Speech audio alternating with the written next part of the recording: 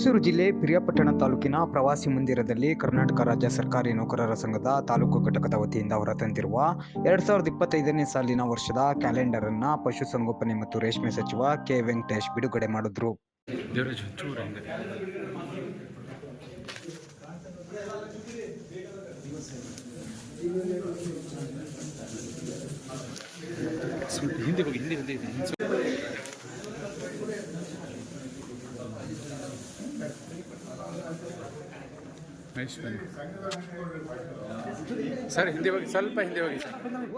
ಸರ್ಕಾರಿ ನೌಕರರ ಸಂಘದ ಅಧ್ಯಕ್ಷ ಕೆ ಹೊಸಳ್ಳಿ ಕೃಷ್ಣೇಗೌಡ ಹಾಗೂ ಪ್ರೌಢಶಾಲಾ ಶಿಕ್ಷಕರ ಸಂಘದ ಅಧ್ಯಕ್ಷ ಹಾಗೂ ಸರ್ಕಾರಿ ನೌಕರರ ಸಂಘದ ನಿರ್ದೇಶಕ ಪಿ.ವಿ. ದೇವರಾಜ್ ಅವರು ಈ ಸಂದರ್ಭ ಪಶುಸಂಗೋಪನೆ ಮತ್ತು ರೇಷ್ಮೆ ಸಚಿವ ಕೆ ವೆಂಕಟೇಶ್ ಅವರಿಗೆ ಶಾಲು ಹೊದಿಸಿ ಸನ್ಮಾನಿಸಿ ಮನವಿ ಪತ್ರವನ್ನು ಸಲ್ಲಿಸಿದರು.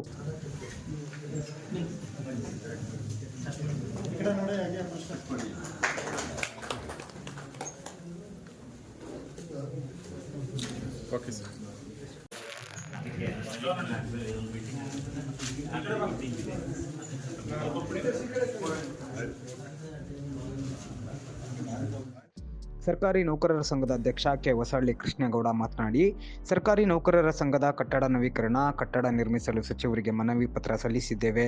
ಅವರು ಮುಂದಿನ ದಿನಗಳಲ್ಲಿ ಅನುದಾನ ನೀಡಲು ಸಕಾರಾತ್ಮಕವಾಗಿ ಸ್ಪಂದಿಸಿದ್ದಾರೆ. ಸಂಘದ ವತಿಯಿಂದ ಸರ್ಕಾರಿ ನೌಕರರ ಹಿತ ಕಾಪಾಡಲು ಪ್ರಾಮಾಣಿಕವಾಗಿ ಶ್ರಮಿಸ್ತೀನಿ ಅಂತ ಈ ಸಂದರ್ಭ ತಿಳಿಸಿದರು.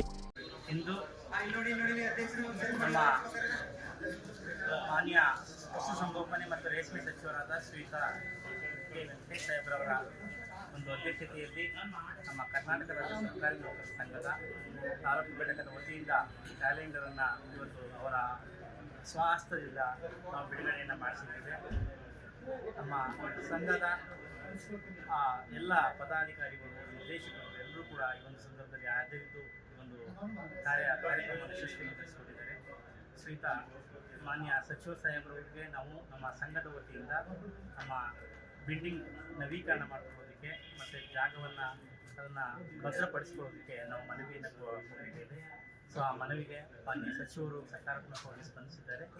ಮುಂದಿನ ದಿನಗಳಲ್ಲಿ ಒಂದು ಕಾರ್ಯಕ್ರಮವನ್ನು ಮಾಡಿಕೊಡ್ತೀವಿ ಅಂತೇಳಿ ಸಕಾರಾತ್ಮಕವಾಗಿ ಸ್ಪಂದಿಸಿದ್ದಾರೆ. ಅವರಿಗೆ ನಮ್ಮ ಎಲ್ಲ ಸರ್ಕಾರಿ ನೌಕರರ ತಾಲೂಕು ಸರ್ಕಾರಿ ನೌಕರರ ಸಂಘದ ಪರವಾಗಿ ಹೃತ್ಪೂರ್ವಕವಾದಂತಹ ಧನ್ಯವಾದಗಳನ್ನು ಅರ್ಪಿಸುತ್ತೇವೆ.